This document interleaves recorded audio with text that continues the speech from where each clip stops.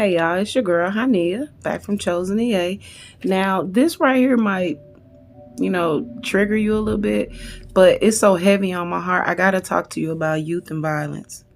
I received so many downloads from God because I kept trying to figure out, God, what is making these kids do this? What is making these kids do this? And y'all, I jotted down this conversation between me and the Most High. Now, what I got from this was, like, you always say, train a child upright.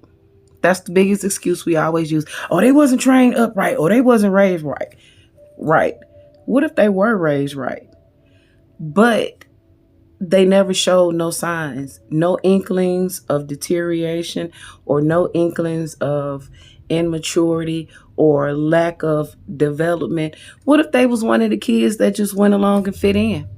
They never got in trouble. They never did anything. And you thought they were the best children.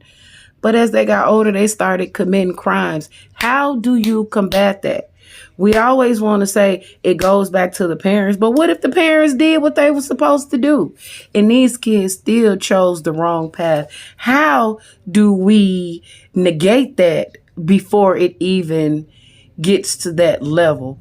How can we pinpoint those kids?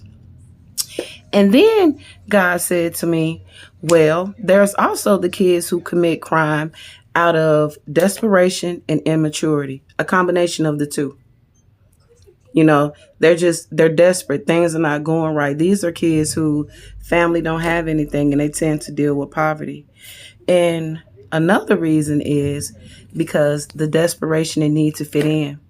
They don't have the love at home. They don't have that supporting environment. So they think the streets is their family.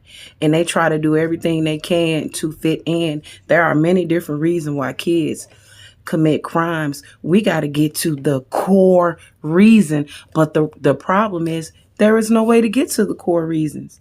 Because the problems are abroad, like they are across. Like some stuff you just can't even begin to imagine that go on with these children. Like I said, I've been working with kids over 20 years. Man, I've dealt with so much. It's like kids come to you and tell you everything going on in their house.